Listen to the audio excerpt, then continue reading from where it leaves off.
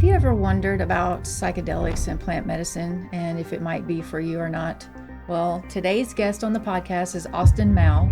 He is with CeremoniaCircle.org. They do psychedelic healing retreats in Colorado. He's a licensed facilitator, and it was a really interesting conversation. Yeah, we talked about everything from who psychedelics are for, who should be looking into this, and also who should maybe stay away from it. If there's anybody who should just stay far away, far away. Christians, stay away? I don't know. We got into it. So listen to the conversation. Let us know in the comments what you think. Maybe you're interested, maybe you're not. Love it or hate it. Here it is, Austin Mao. But before we get into the episode, we want to talk about our next retreat, which is going to be in Sedona, Arizona. It's going to be February 26th through March 1st, 2026. All the details, information, and tickets are up on TruthSeekah.com. Go check that out. You heard it here first. Sedona, here we come. UFO Alley. Highways and the skyways. There's UFOs in the highways and the byways. You can see them as far as the eye can see. We're going to have a lot of fun. We're going to have group meals together. We're going to be staying together on a beautiful property with a labyrinth. We'll be doing our sound healing sessions and maybe even a little concert. A concert? I don't know. Yeah, TruthSeekah concert. Why not? It's become a staple in these things. So come join us for that. Get all the information at TruthSeekah.com and check out this really cool episode we had with Austin Mao. Here it is. Got to watch some of your interviews and hear a little bit about your story. And one thing that she pointed out whenever we were watching it with our community last Thursday was that you went like super deep, really quick. We got to learn a lot about you, being vulnerable with some of the things you experienced through your psychedelic retreats that you've been on before and experienced healing from childhood trauma, past hurts that seemed like you buried or suppressed and didn't even know that you didn't even have memory of it. And this led to some really interesting discussions on our SEER school call the other night. And so we were so excited to have you on and talk about ayahuasca, psilocybin, and what you're doing over there in Denver, Colorado. Oh, thank you. Yeah. For those that are just listening to audio, they probably can't see me blushing. I always like to start at the beginning, just to, kind of give that Genesis story, which we watched some of your other interviews and stuff, but I think the audience needs some context and stuff. So if you just want to start from the beginning of like who you are, what you do, what you're bringing to the table, and we just start there. Great. Happy to do that. It's funny, I was just giving a live training today for a community called Heart Mind. Several hundred people attended, and so I feel like I'm recapping that. Um, on on paper, I'm a keynote speaker. I've spoken at TEDx, Mind Valley, Richard Branson's first psychedelic summit, etc. Co-founder of Ceremonia, where it's the leading psychedelic retreat in the US, legal and nonprofit in Colorado. But as we're starting at the beginning, I'll take you back to a few years ago, 6 years ago, when I was just an entrepreneur. A lot of people don't know this, but when I started my own healing path with plant medicine, in this case with ayahuasca, I was the largest Airbnb operator in Las Vegas. So you could just imagine, we were hosting 2,000 guests a month, that I would come out of a ceremony and be wobbly and just met God and field a phone call with people telling me they're hearing gunfire or the police have been called or there's a turd in the toilet and they don't know what to do. And it's just, you know, and at that time I was like wondering what is actually happening for me here? What's happening with my life? Um, the memory that you shared, the story that I've shared, is that in the first time I went on a healing retreat, um, I didn't know what I was getting myself into. I thought it was a networking opportunity. So I was like, oh, here we go. I'm going to go journey with 49 other founders and entrepreneurs in the Mexican jungle with some new medicine called ayahuasca. What could this possibly show me that I haven't seen before? You see, I've already been to Burning Man a bunch of times and festivals and camping with friends and was very familiar with mushrooms, with LSD, with other substances. So I went in with a bit of a chip on my shoulder. The first time I had medicine, I'll never forget this memory. I had this vision. It's kind of like, have you ever had like a dream that felt so real that when you woke up, it was hard to distinguish what was actual reality, Oh right? yeah. It felt so real in your body. Like I was having that experience, except it was being enveloped by my mom, and I was a young boy, and I felt this encompassing, all-engulfing love that I didn't have a memory of before.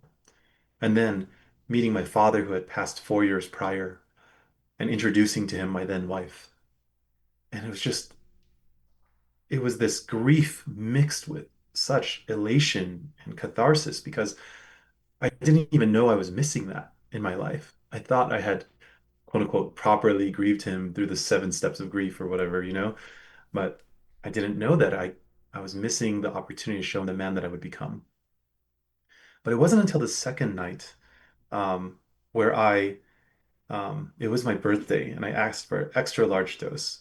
And when I went under the medicine, I went in with this curiosity of like to explore my memories.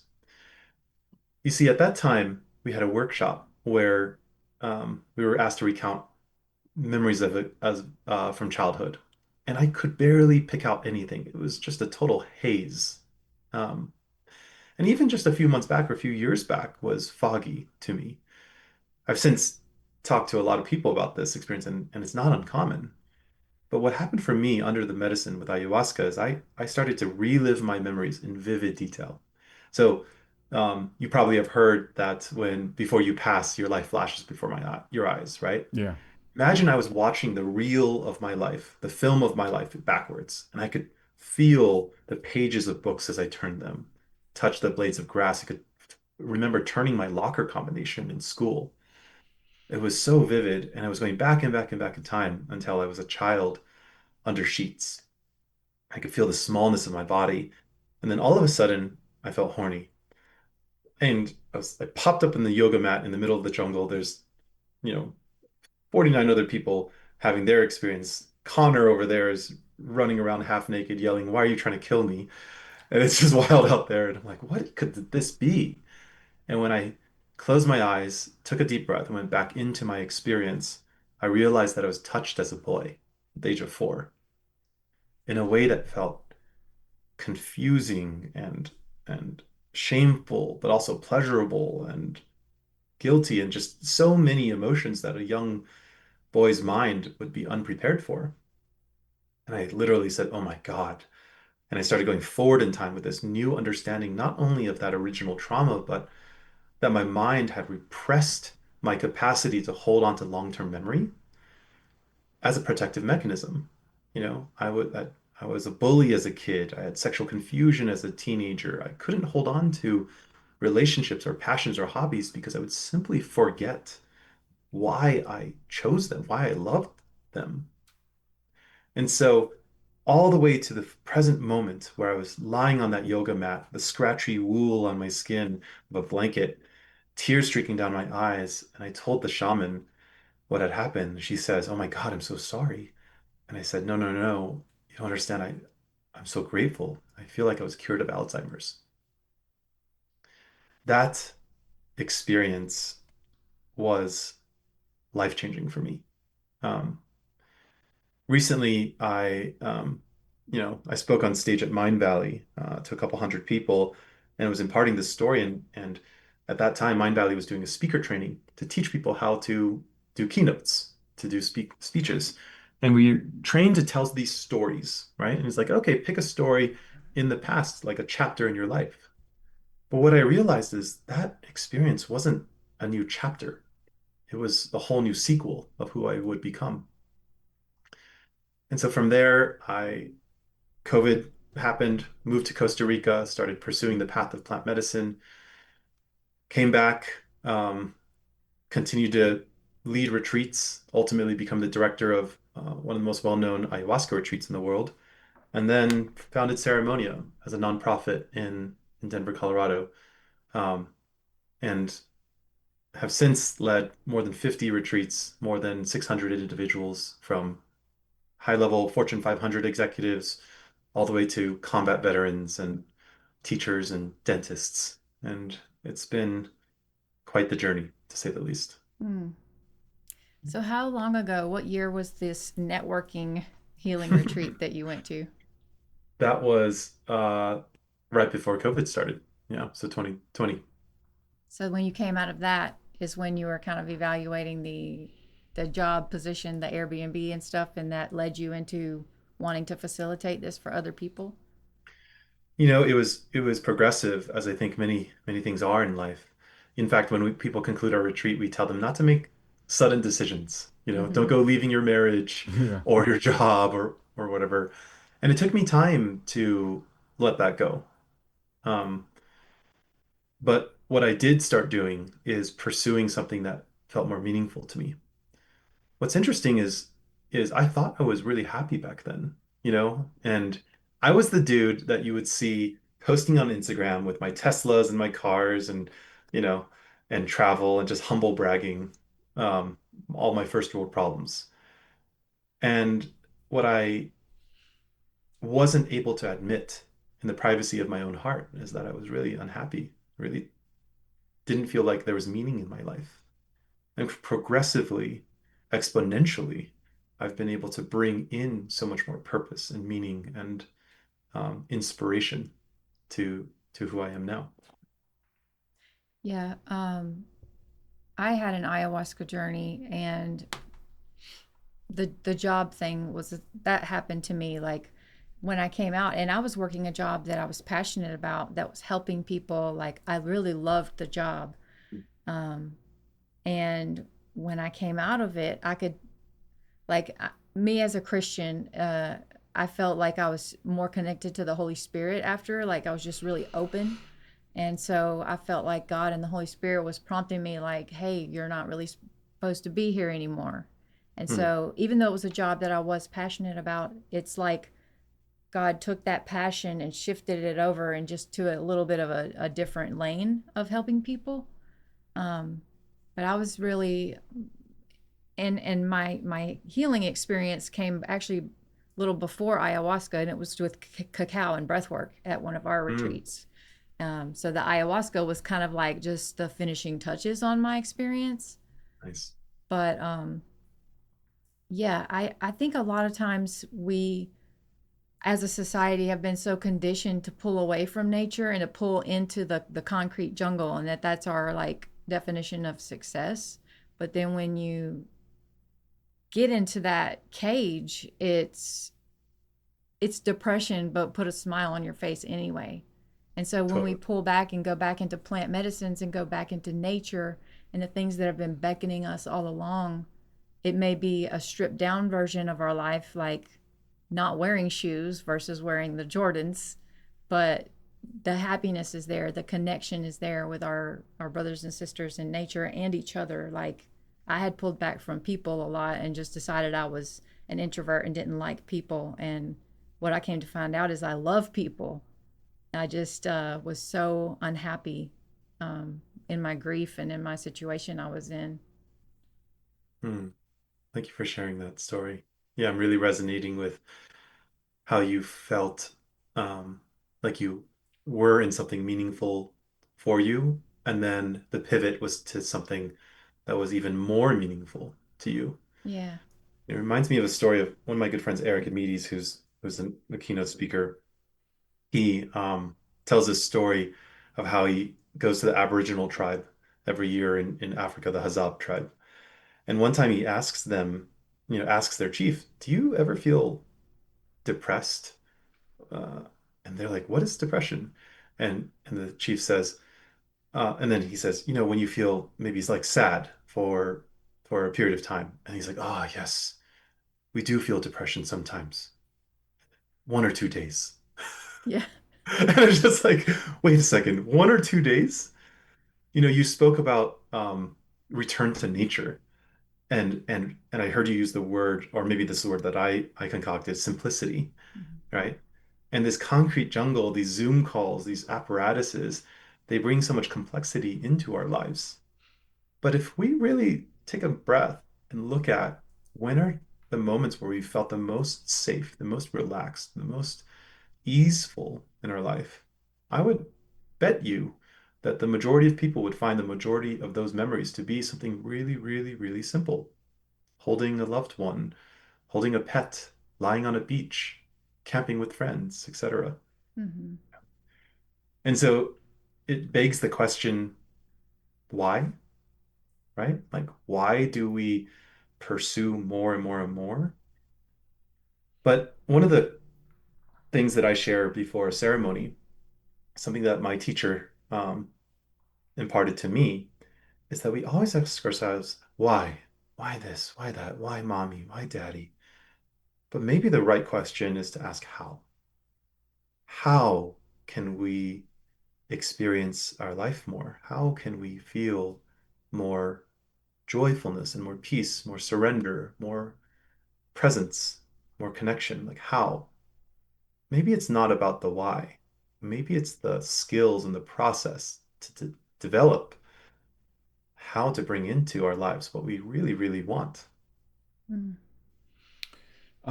You mentioned being a part of this networking event that you went to, and it was a ayahuasca retreat, medicine retreat, and different people. You know, it sounds like there was maybe entrepreneurs involved and stuff. And so, like, what types of people come to the retreats and ceremonies that you guys host? Is it people who are just broken and at the end of their road? Is it people who are addicted? You know, we know those people are like at the end of their rope. Is it people that are just curious? Like, is it okay to come if you're just curious? Does it have to really call you and beckon you and almost pull you? Like, what type of people end up showing up like on like this spectrum of personalities, if you will? Is you know, rappers? Do rappers show up? Podcast host. Truth, you want to come, Yeah, I or are you want just to asking go. for a I'm friend? asking for myself. Um, we've had all sorts. Um, Truth be told, at the beginning, the people that were coming were my contacts and Rolodexes, right? So these were largely entrepreneurs and tech people, et cetera, because that was a field that I was in. But once we got more and more popular and we became a top search result on Google, we started getting everybody. Um, we've had one guy, Justin, combat veteran of two tours, who came with one of the deepest levels of pain and suffering that I've ever experienced. He would stand in the corner and not want to talk to anybody, and even closing his eyes in a meditation was unavailable to him because as soon as he closed his eyes, so much trauma would arise that it would be deeply unsettling, you know. And by the end of the retreat, he was dancing and giggly and laughing. And this shy man said that he wants to be on stage and share this with the world, you know. We've also had a guy named Ron who uh, Harvard professor emeritus of psychiatry and ran the entire eastern seaboard of the US Army's psychiatry for 40 years. And, when he came, um, he relayed that in his first experience, he had felt a tidal wave of the 40 years of soldiers' emotions and people that he's helped, many of whom died or committed suicide, like a tidal wave of that um, in his body. But ultimately, his journey was less about that and more about his kids. You know, we've had we've actually had a rapper. We've had many musicians.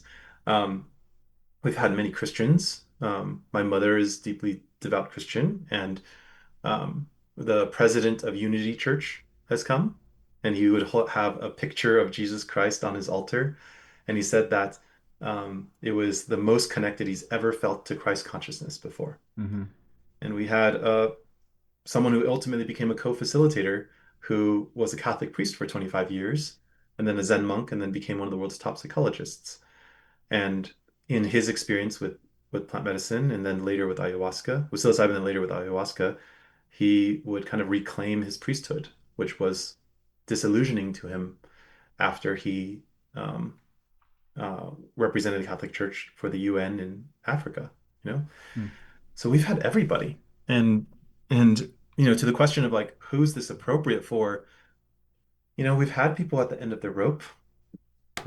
We had a participant share that just before coming, he had ordered a gun, and um, and then he booked this retreat, and then now this man is not only thriving but in a loving relationship that he never predicted, and I'm hoping to get a wedding invitation soon. You know, um, so it really works for everybody. Now, as to the people that are curious, I think that's a really interesting question. There's a lot of different curiosities out there, and I would ask like, oh, why are you curious? What has you curious? And to really inspect what is underneath that. I think some people come because they have a curiosity about the spiritual domains, right? Like, Aaron, it sounds like you unlocked something in your spiritual pursuits and your spiritual beliefs. And maybe the curiosity is around that, but also curiosity can be around connection and how to bring more of that into your life. So, whatever the intention is, it's something that is really powerful and available. Um, so I know we mentioned it right before we started recording, but if we haven't, you do two ceremonies a month in Denver, Colorado at Ceremonia with psilocybin, correct? We And do one retreat a month one in retreat. Okay. Denver, and that one retreat is 6 days with three ceremonies. Yeah. Okay. Six So, days, right? yeah, so you're actually doing it in sequence. Uh, it's like ceremony on Wednesday, ceremony on Thursday, and then a break day and ceremony on a Saturday. Yeah. And I can And explain why we yeah. do that if you Well, want to know. and then you do the ayahuasca retreats in was it Costa Rica? Cabo, yeah, near Cabo San Lucas, Okay. Mexico, Baja, Mexico. And those are every other month, or what's the schedule on those usually? We do those twice a year. So Okay. right now it's February and October. Yeah. Um, I just wanted because I think we're kind of talking about kind of going back and forth with both, um, and I would say they have their similarities. Both can be used for healing, for awakening. For you, what are the big differences? Um, because there's a lot of people who hear about psilocybin and it's like, okay, that's smaller versus ayahuasca. It's like the big, Totally. daddy Yeah. or big mama, and but psilocybin could be very powerful as well. But Right. are there differences there? Is one a little bit more gentle? I think people assume that that's the way it's gonna be, but from your perspective, what's the difference between um, working with the two medicines or spirits? Yeah. It's a good question. I get asked all the time. So here's the thing about working with plant medicine. It's not just the medicine, right? If us three right now took mushrooms and sat in quiet, we would have an experience. But there's a difference between that experience and having a guided or facilitated experience. And then there's a difference between a therapeutic model slash medical model and a shamanic model. There's a difference between facilitators too, right? For example, my teacher has been serving ayahuasca for over a decade, Grammy nominated musician, and sitting with him is very different than your neighborhood ayahuasquero in Boulder, Colorado. So, so I think it's really important that when we talk about mushrooms versus ayahuasca, it's not in a vacuum. Like it's about who is serving it to. So with that said, with mushrooms, it is much more readily available. And if you're in a reasonable sized city, like you can probably find somebody with mushrooms who would be willing to facilitate you, right? But when we do it here in Colorado, we do it under a state regulated model where there is a minimum of a 6-month training to get licensed. And our practitioners are have getting PhDs. They are trained therapists. They're licensed. So there's a standard of care there, okay, that I think is really important. And that standard of care comes with trauma-informed training, comes with training around psychopharmacology, contraindications, so on and so forth. So there's a lot that's required by the state. In addition, Ceremonia has a holistic model that combines the mindfulness practice of the East, the therapeutic psychological models of the West, and the shamanic models of the South. Okay. So I think that's really important to name around mushrooms.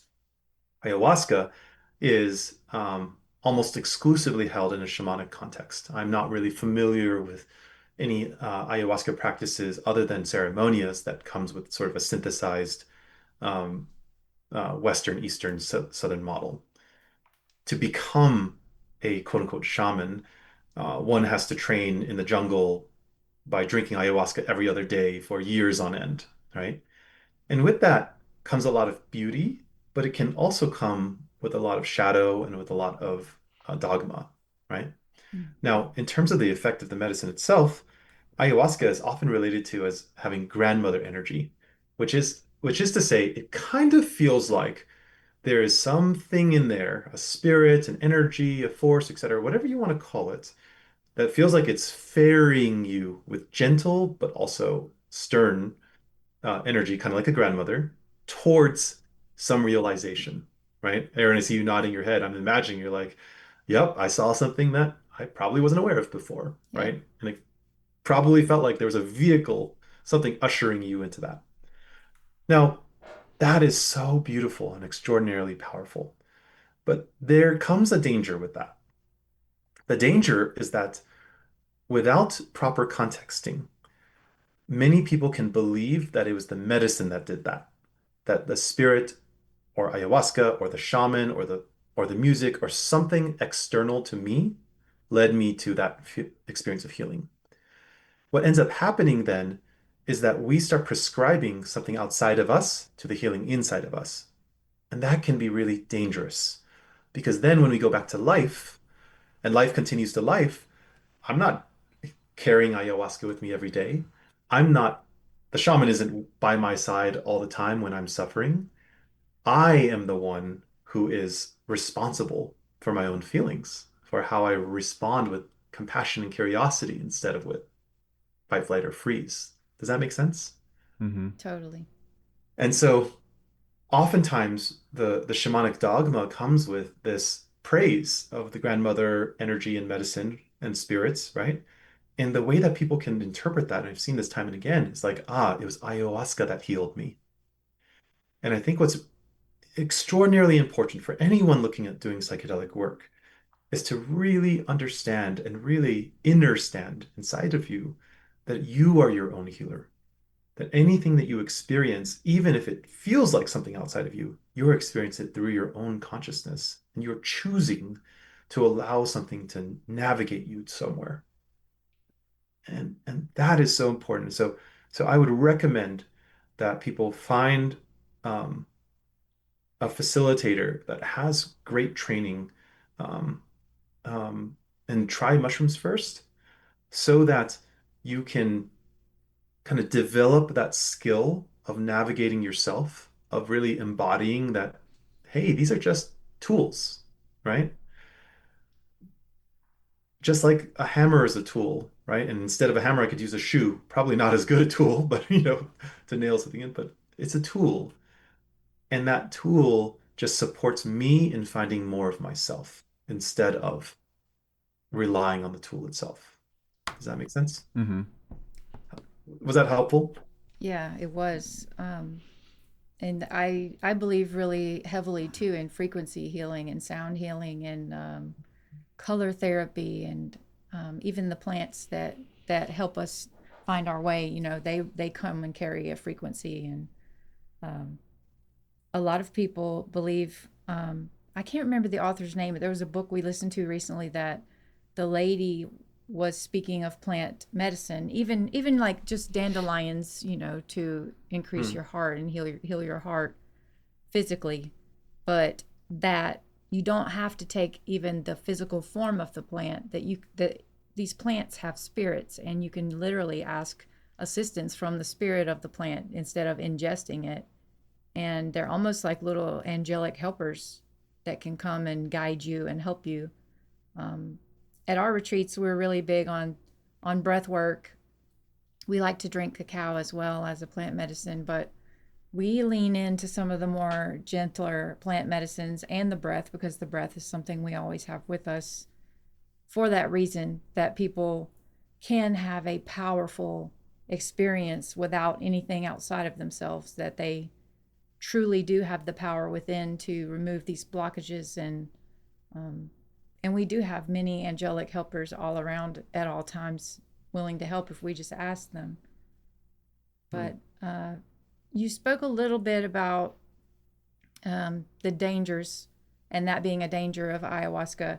Have you seen, or do you caution people of any other dangers between the two medicines? Like, we personally have heard testimony of people having like a psychotic break from taking ayahuasca. Maybe, I don't know if they didn't do the prep work or it was the wrong shaman. Or medications involved, Yeah. things like that. Is there some, is there, we talk a little bit about who it's for. Is there someone that it's not for, that you can speak to? Yeah. So I think it's also useful to separate what danger means, right? There's mental, physical, and spiritual danger that I would like to separate. Mental, there are some neurodivergent uh, cases where it should absolutely not be for, and this comes from the science. Typically, that's history of schizophrenia or schizophrenia in the family, or bipolar type 1, where people can have manic episodes, right? Barring that, in general, and I want to preface, I'm not giving medical advice, but what the science shows would contradict, psychopharmacology shows. In general, it is one of the safest medicines on the planet. Mushrooms, that is, psilocybin, which kind of makes sense. It grows everywhere, Yeah. And for that thing to not be safe, well, there'd be a lot more dead people because of how prolific it is. Yeah. So, it's being studied for all sorts of things, from some of the most difficult to treat ailments like anorexia, all the way to positive psychology, bettering the well, and high performance, right? Microdosing, for example, is very popular, especially in Silicon Valley, and then everything in between. So mushrooms is very, very well studied. It's been fast-tracked through the FDA and legalized in Oregon, Colorado, New Mexico next. So, so I'd say if you're interested in some form of psychedelic healing, like that's a really good starting place. Ayahuasca tends to be less studied. Now, DMT has more studies than ayahuasca, and DMT is the active psychotropic molecule in ayahuasca as a plant. But ayahuasca contains so many other things. For example, I forget his name. It is contraindicated with SSRIs because it has a serotogenic effect. And so if you are taking SSRIs, like you must wean off of it before you go and take that substance, right? Otherwise, that can create um, very detrimental physical effects. Now, in terms of mental, like who it's not for, um, I'm going to kind of give you a framework that I think about. All of these psychedelics are accelerants, right? If 100 years ago, um, you wanted to pursue the path of enlightenment, you would have to become a horny monk on a mountaintop, right? And meditate your way for decades to reach that. Today, you can go get a ketamine injection, or you can go to a retreat and get to touch the very tip of consciousness, right? But that's like getting on a rocket ship. It's not a gentle cruise control up to there. And so when you come back down, it can be disorienting. The reason why my mind repressed that traumatic memory is because my mind wasn't able to handle it back then. And when I've worked with combat veterans who have seen horrific things in front of them, their mind is also repressing things because it can't handle it, right? And so when you flip that switch, um, there can be a lot of beauty and healing in it, but it also really needs support, integration support, right? And that's why I also think community, connection, and therapeutic support is really, really important. So with that said, um, basically, I think of it as this way. There are two variables. It's your mental stability, right? If you've had decades of depression and suicidal ideation and stuff like that, you need a more skillful facilitator and a more developed integration plan to hold you in that.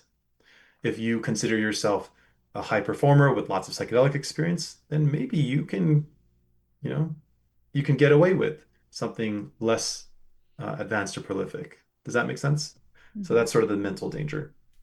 The spiritual danger is that um, it really comes to this, and I'll provide it as a recommendation. If you're seeking a facilitator out, one of my top recommendations is to challenge their beliefs, right? So, Aaron, if you decided to facilitate psychedelics, I might challenge you to say, how do you know Jesus is real, right? And if that person that you're challenging gets upset or says, just trust me or something like that, maybe they don't have the room to support you in discovering your own beliefs, Mm. right? Because Aaron, if you went to a facilitator and they were like, no, we don't believe in Jesus here, we believe in something else, right? Yeah. Then maybe it's not the right place for you to, find what's true for you. Does that make sense? Totally. Yeah. And so the spiritual danger is is if I whispered in your ear, Buddha, right before you took medicine, well, you might see Buddha and start changing your spiritual beliefs towards that, right? So the danger spiritually is to find a container that can create room for you to discover yourself for yourself. Does that make sense? Yeah, Mm-hmm. it does. Cool. You mentioned microdosing, and there's a lot of people speaking highly about microdosing psilocybin. There's tons of studies of how it can help remove anxiety, help creativity, help to feel calm and okay in the body instead of getting on an SSRI or something like that.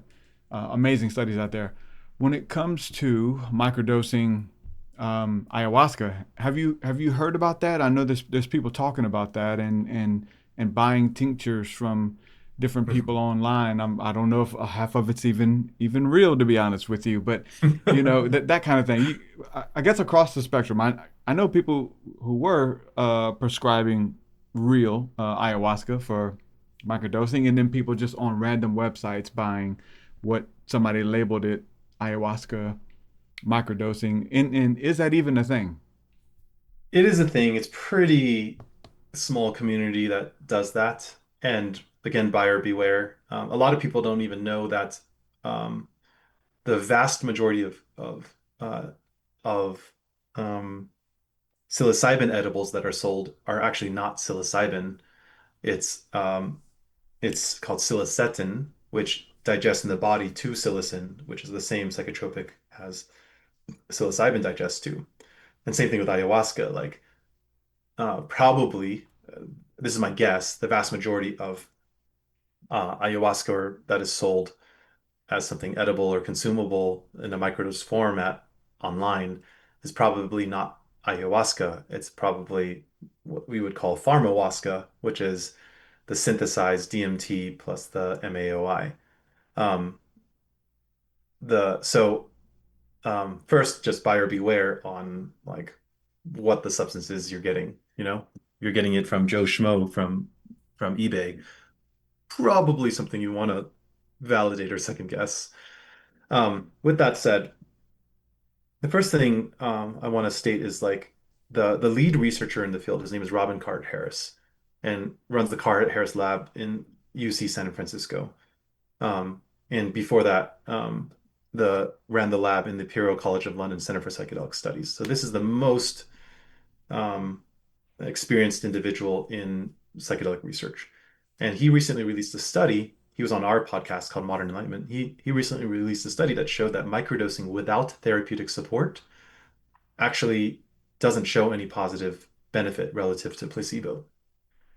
So what that means is if you're microdosing, if this study is valid, which it was rigorously proved scientifically, if you're microdosing without coaching or without community or without some sort of like, and therapeutic support could mean maybe like reading a therapeutic book or a mental health book.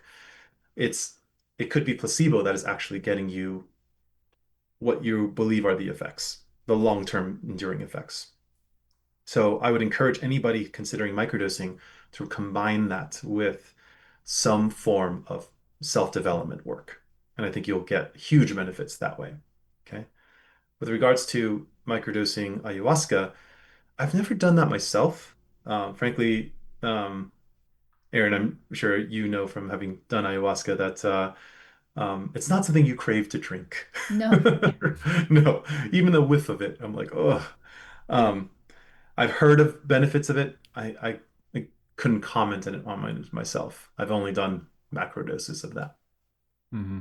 Well, and it would be odd, I think, to have a microdose of that because it's not just a plant medicine or like a tincture of a plant. It's a mixture of different things together. So Right. I think it would be difficult to create and actually dose a microdose of true ayahuasca. Yeah. I probably, I think I think what people are targeting is some enduring effect, right? And support in keeping that experience going so that as you said, truth, like it kind of is intended to replace an antidepressant or something like that, right?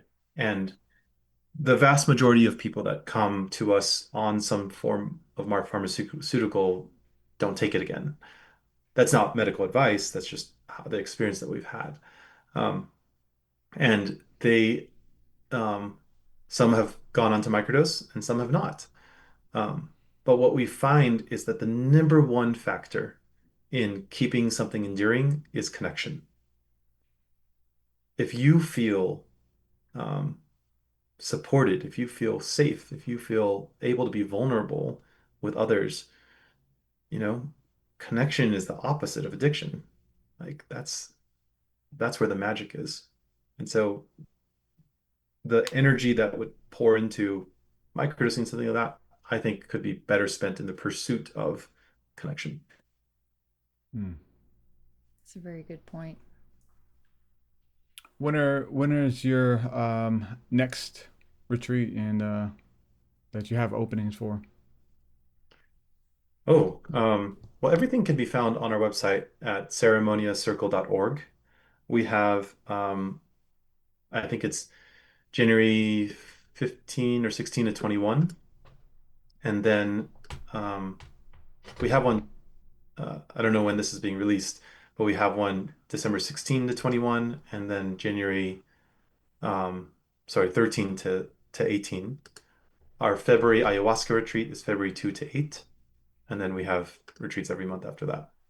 Yeah. Nice. And they can find all that at the website. Yeah, ceremoniacircle.org. So it sounds like it's it doesn't have a certain person. I know most of the stories that kind of go viral is definitely the psychonaut, the person who's curious about traveling in the spiritual dimensions and talking to entities and finding out information and things like that. I think that makes it really. I mean, there's just tons of interviews and things out there that kind of go viral with that. But also, I think the close place close to home is the people who are looking for healing, the people who have unresolved trauma, obviously either known or unknown, right? In your case, being able to kind of go deep with those things and just allowing the plants and the facilitators to do what they do and kind of uproot anything that doesn't need to be there, anything that's kind of blocking the flow of energy, of creativity, of love, whatever it is. I find it that's really good at that, just kind of finding those blocks that you've become unaware of. Because if it was something that you could have dealt with in your day to day, I'm sure you already would have, and most people would if they could do it on their own. They would have did it a long time ago. But many times we need help And I love the fact that there is natural medicines out there that are here to help us. Hmm. Yeah. Yeah. I think a lot of times too, people have been through something traumatic, like a sexual abuse or something like that, and they may have done the work to think that they've healed from it. But when you go through, and these medicines call you, and you go through a ceremony like that, it may reveal, you know, you thought you healed from that, but it's still affecting you in these ways, or it's still trapped in your body in a different form, because we hold all our trauma in our body unless we properly release it. And I know that I found that to be the case for me. I was holding a trauma in my body, and it was totally affecting me physically, mentally, and spiritually. Um, so you might even have been through something like, oh, yeah, I healed from that. Well, you might be surprised. It might still be living with you in some ways. Yeah. Something I think about often, because I do a lot of work with high performers, Fortune 500 execs and Silicon Valley people, etc., is something called the upper limits problem. Have you heard of this? Oh. Mm-mm. So, I'll just name the practice. I did this from stage in Mind Valley. I ask people to recount a memory of great love or joy in their life, right? And we take a deep breath, close our eyes. There's to 500 people in the audience, and just allow ourselves to feel that. And then raise a hand on the first distracting thought that comes in. And I time it. And at the beginning of my 1 hour talk, um, people start raising their hands. And usually it's like 13 seconds to about 25 seconds that people have that distracting thought, right? Now, think about that for a moment.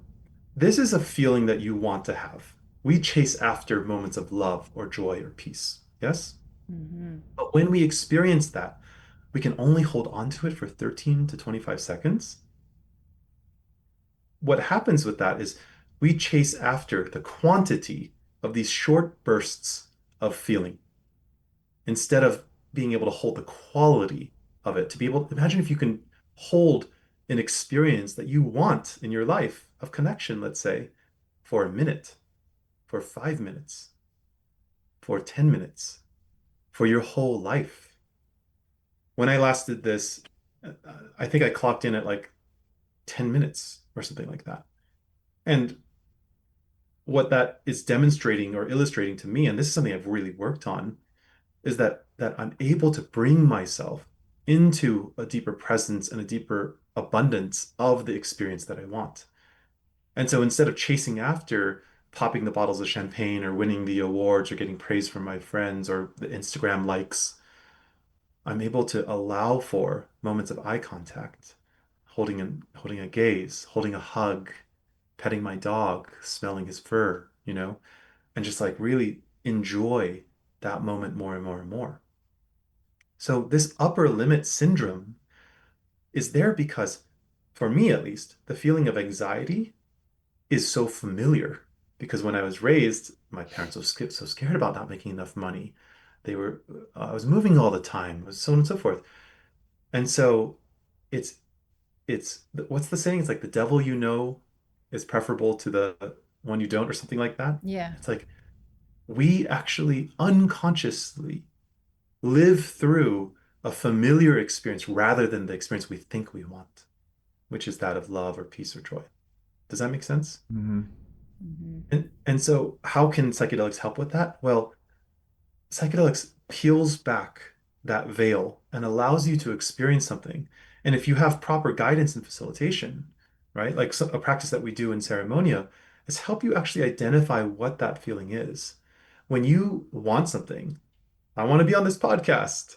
I want to be on stage. I want this car. I want this house. I want this relationship. What we actually want is not the thing.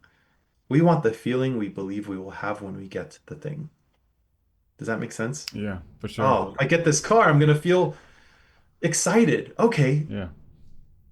And when I get this relationship, I'm going to feel love. Okay. You actually want that feeling that you have. Mm-hmm. So the problem is that we chase after the things, not actually clear about what the feeling is that we want. So what if we got clear about the feeling, how it feels in our body, right? If I use a word like love, 4 letters, how many volumes of books or reels of film have been created to attempt to communicate what that word means, right?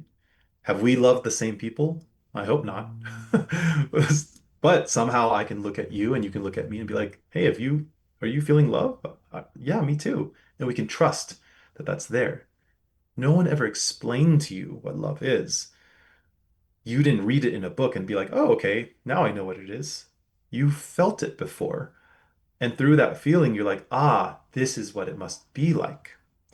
So, with that said, getting really, really, really clear on what that sensation is like in your body, what the actual experience of it is like. Is it lightness? Is it expansion? Is it an inhale? Is it a fullness?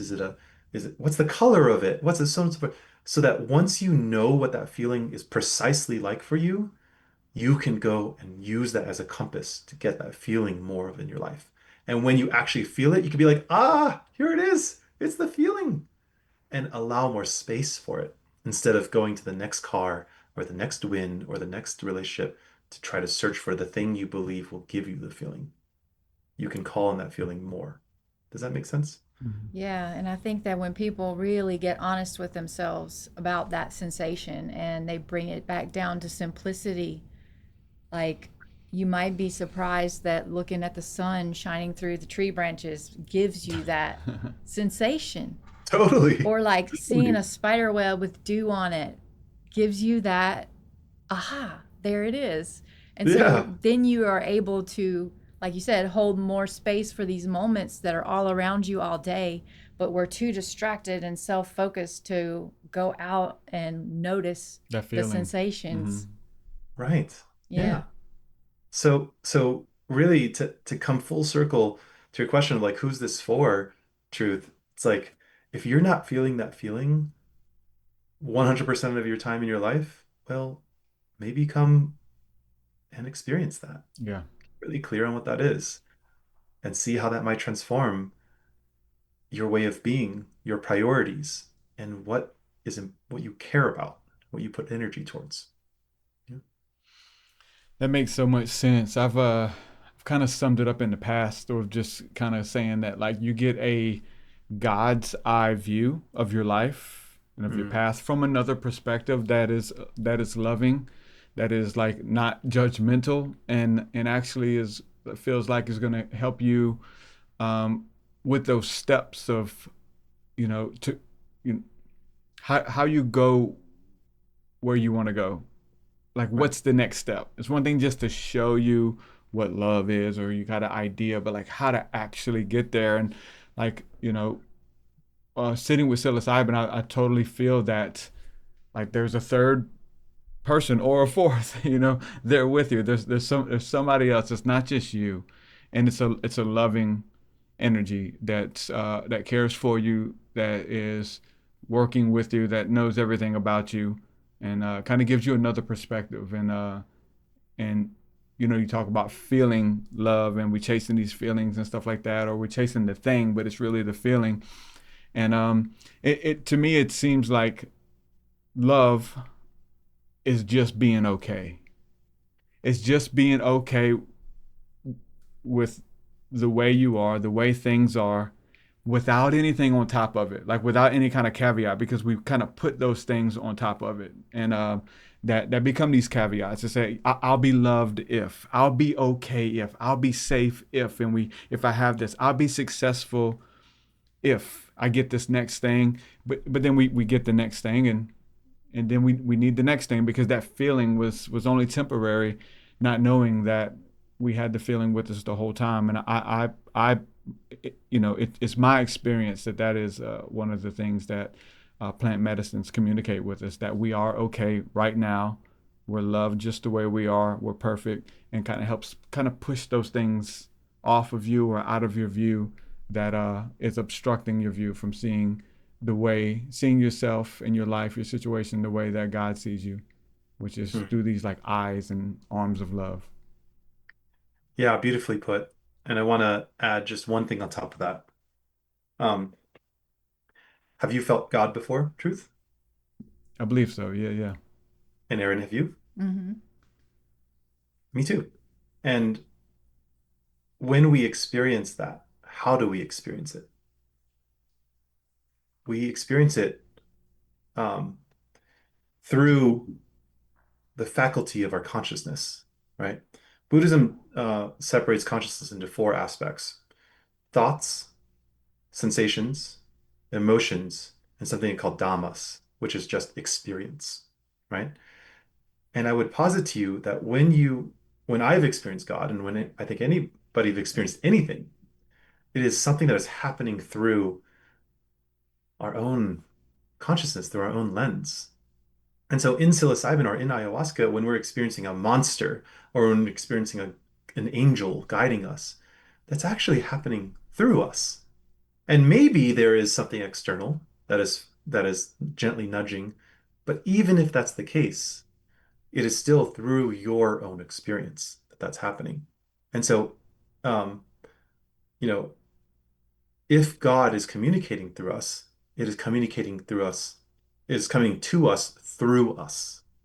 Does that make sense? Yeah. And that's something that I think is so valuable for people to have a firsthand experience of, because there's a very big difference from me saying, "Hey, truth, God is here right now," as often happens in church, right? They're like, "Jesus is here right now." There's a very big difference between that and you feeling in your own body that Jesus is here right now. Yeah. Does that make sense? For Difference sure. between me telling you and you experiencing it.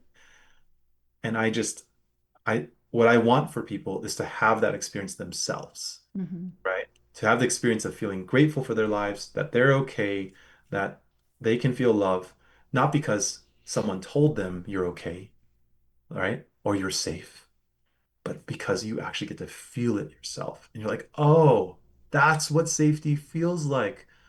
Holy crap. I've read about it, but I didn't know it felt like that. Yeah. And Does that that's make where I think organized religion kind of drops the ball sometimes because they make people feel like God and Jesus is out there. Like, but the scripture even says the kingdom of heaven is within Yeah, me, within truth, within you. So it's right. not something that you have to like reach out for that's almost unattainable. Like it's always here. And that's the Totally. beauty of it, that each person has it within them. Right. Yeah, I agree. And I hope that everyone gets to experience how beautiful that is. Me too. Mhm. For sure. So the website is ceremoniacircle.org. That's right. And if somebody wants to book a retreat, if somebody wants to meet you, watch more of what you're bringing to the table, your interviews, all that good stuff, they can go there and check out your work. Yeah. Um, been on lots of podcasts. You can find me on Michael Beckwith's podcast, That was TEDx. good. That was really good. He's awesome, by the way. I love Yeah, I him. love Yeah. Michael. Yeah. Yeah, he's awesome. Doing work with, yeah, a number of different well-known authors and stuff like that. So, yeah. Well, and you can add the TruthSeekah and Arien podcast to that list of things. You Heck you yeah. you talk to the rapper himself. I Oh man. want to see you rap in ceremony, bro. Well, so yeah, Oh, goodness. let me share with you real quick. So But you have to do it as rap. yeah, yeah. Listen, um, I got a message on Instagram from somebody who hosts ayahuasca retreats in Texas, and they said, "Hey, we listen to your music as part of ceremony. It's part of the integration process. That it's a powerful song that you have, and it's just after every ceremony we put it on, and people listen to it, and they feel connected, and they feel safe, and it's just become a part of our ceremony. Your song." He said it would be awesome if you would come out and perform it at a ceremony, and I'm just sending you a message, a shot in the dark. See, if we can make it happen. And I read the message and I'm like, oh man, totally. I'd love to. It'd be awesome. And so all right, we'll set up a flight. Here's our next one. Are you available? It's like, sure. We'll fly you and your wife out. So we jump on a plane and go. And in Cool. our we didn't feel called to sit with Aya, at the time. We thought we were going to sit with everybody and kind of coach them and facilitate them and kind of help them through the night, and then on the last night, do the concert. So we get there and then we feel called to do it. Like once we're there and we're talking to the shaman, we're talking to the people, and just everything is just perfect. And it was like talking to each other. It's like, do you feel like it's calling you? And yeah, and yeah. So we was like, okay, we're gonna sit with Aya, and so we did it. So anyway, I went there thinking I was gonna be just doing a concert and sitting with a bunch of people, helping them get through the night, and it was actually vice versa. They were all sitting with me, helping me get through the night and get through um, that dark night, if you will. But it was very beautiful, and yeah, kind of like you, didn't plan on doing it. Just showed up, thinking I was there to do a concert. Still did the concert. It was amazing. It was awesome. Yeah. It was so much fun. And but yeah, that's my story, how I got introduced. Thank you for sharing that story with me. And I'm just celebrating that you had a handshake with that beautiful medicine in such a synchronistic way. So It wasn't a handshake. It was come here now. yeah. No, It was a it was very powerful and very uh, therapeutic, life changing for me for sure. yeah. Celebrating your brother, and I'm happy that you had a positive experience with that. Mm-hmm. Yeah, it's beautiful medicine. Thanks for coming on the podcast, man. We'll have to do it again. Yeah, you're so welcome, and thank you for having me, guys. All right, brother. Shalom. Peace. Well, that was a really good discussion. I really like the fact that they are big on the leadership and the extensive training that they undergo before hosting such these ceremonies, just because so much can go right, but also so much can go wrong. And I'm just real leery about just promoting or sending listeners to check out just anybody's work. And so we did extensive research and checked them out, and they're legit. So to be like certified and to go through all the training that they've went through is definitely a big plus in my book. Yeah, because he talked about some of the dangers being people's mental health.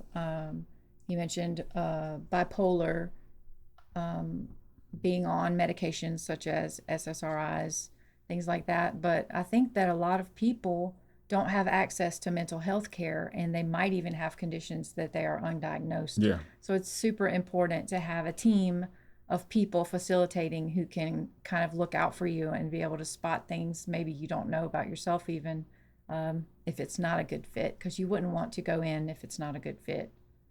Yeah, somebody who can spot it out in you and see it in you before you see it in yourself. Like I can look at you and say, hey, that's another gas huffer over there. I know you used to huff gas back in the day. I can see, we know our own. You remember that? Was that a concert? So inside joke, you had to have been there. One thing I wanted to go into a little bit more, discussion over of just this idea of like that I tried to just kind of talk about it a little bit, but love and God without this stuff. Because I mentioned like, he's like, have you ever felt God kind of thing? And it brings back memories of us being in church and trying to call down God. Yes. Like, come, Lord Jesus. There's songs that are just amazing songs by Big Daddy Weave. They were singing it. Come, Lord Jesus, come, and it's this, when you get into that notion, you set up and position yourself for God to show up. And then sometimes God shows up, sometimes he don't. Sometimes you'd have those meetings and prayer meetings and services, and God just didn't show up because you didn't get that feeling that you were expecting, that you have felt before, and it's a certain sensation and experience, and so you didn't get that. But isn't that such a slap on the face in the face now of God to say that, like, okay, it's because that didn't happen, God didn't show up, or to equate God with a feeling? And most likely, he said he felt God before too. We probably have different feelings and sensations to say, have we felt God? So, like this idea of, are we not feeling God right now? Yeah, and even to consider people of other religions, like if you're just going with the box that we've grown up in church, like you would think a Buddhist hasn't felt God, you know? Or people definitely would say that, yeah, he's not a Christian, so he hasn't felt the Holy Spirit and And I don't think God. that's true. I think everybody feels God in certain moments, and that feeling that stirs up when you encounter God, you know what it is. You maybe can't even put a label on it because maybe love feels like something different to you, but yeah, you know it when you feel it. And I think it's every person is capable of feeling it no matter what the situation is, because God is here. The link is here. It's within Mm-hmm. each one of us. And that was just really, it's really beautiful to try to help people integrate those feelings and sensations that they would identify with God into their everyday life. Yeah, I feel like now, instead of looking at it that way, to where all of it's there all the time, God is always there, everything is always there. And so if there's anything that changes or like, comes, it's what you have welcomed or beckoned. Mm-hmm. So it's I think it's more work on not God's part where God just said, I'm not showing up Yeah. today. I'm taking the day off. It's Sunday. To where like, hold on, you have things that are maybe Yep. blocking your ability to sense God in that way, or to sense or to have that experience, whether it's shaking and quaking, which is what we used to love to do and still love to do. Mm-hmm. Um, but now I know it's something that is within us that if we can, you know, push, move out the way anything that's blocking that to happen, then you can have that experience and facilitate it. Like I think even if we look at many different concepts of like money and wealth and things like that, it's like it's just not coming to me, man. I just can't be. There's probably something that's blocking it Well, because it's there and available for everyone. like you said too, like maybe you've just become too good friends with poverty. Like it's too familiar, and the Exactly. familiar monster sometimes is more acceptable, more safe than the unfamiliar blessing. Mm-hmm. And so we have to get out of that mindset. And I think that a lot of our life experiences, our traumas, our body holds on to it and latches around it and creates this almost scar tissue around it so we don't have to feel it, but it always will come back in the form of disease or inflammation or blocked sensation, Mm-hmm. where you want to feel these things and you physically can't. And that's what happened with me whenever I had my healing experiences. All this stuff got cleared out and I was able to actually feel again. And it's so important for people to be able to come to these realizations and get the healing they need. Yeah. So instead of like carrying the baggage and carrying all this stuff with you, it's really just putting it down or feeling like you have somewhere to put it. Because a lot of people feel like they can't just set it down; they have to give it to somebody, or you can't just set it down and because you're just setting it somewhere else. You're giving it to someone else, and I think the Holy Spirit helps us to process Mm-hmm. the trauma and process the stuff and be able to release it and let it go in its proper place of maybe someone, something, somehow that can handle it. And a lot of times when you feel it, when you really sit with a feeling and feel it, it changes. It'll alchemize it, and you'll be able to find some way of acknowledging it that changes it a little bit and maybe allows it to go. That different perspective. Mm-hmm. Kind of like the shadow work that was mentioned. Mm-hmm. So, Well, we also have a retreat coming up. We have a retreat in Sedona, Arizona. I know it's exciting. It's going to be February 26th through March the 1st, 2026. It's in about 3 months' time. All the details and pictures and information are on the website at truthseekah.com. And it's a very limited space that we're going to be in. So if you want to go, grab your tickets soon. I think there's only like 15 slots or something, like if that. No? Oh 12. God, 12 Yeah. slots. Yeah. So if you're interested, if it's calling you, if you're the one that you know right now that it's for you, go ahead get your tickets. There's different ways to pay and to purchase tickets on there. So we definitely made it affordable and available where everybody can do it. So definitely go check it out. We're gonna be doing a concert. We're gonna be doing our music. We're gonna be doing sound bath, sound bathing, and breath work, cacao ceremony, all that cool stuff under the stars. Is going to be amazing. Don't miss it. If you feel it's calling you, again, and just everything we just said, what is the thing that tells you no? If it's calling you and then something immediately says no, you got to learn to talk back to that thing and just say, get out the way. Yeah. Get out the way. It's one thing for us to kind of oversell it, twist your arm and kind of sell you on it and then you try, do what you can to get tickets. That's one thing.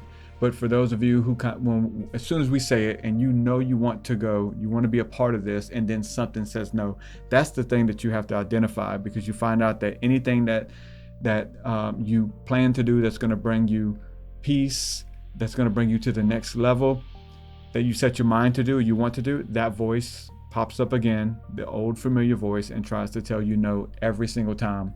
And for many of us, the majority of our lives, we just listen to it and it just kind of pushes us in the corner and just says, that's not for you.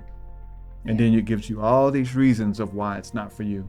So if you feel that urge and that nudge to come to something like this, and something's telling you no of why you can't afford it, or you're not going to be able to get off of work, or you're not going to be able to do this, or nobody's going to be able to watch the dog, or whatever, these excuses that come up, identify those things and push them to the side.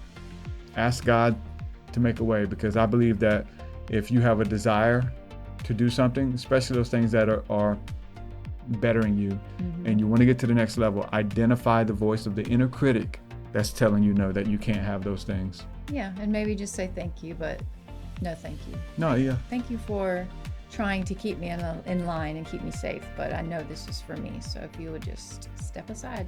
Yep. Thank you. Your services are no longer needed. Yeah. You did a good job for 40 years, and the rest of this is mine. We're gonna pursue good things. We're gonna do great things. So anyway, just wanted to encourage you with that, because I've dealt with it and I still have to deal with it. You have to continually, the Bible says what? To take every thought captive that exalts itself against the knowledge of Christ, against the things that are good for you. And so it'll come up with these identities that aren't real.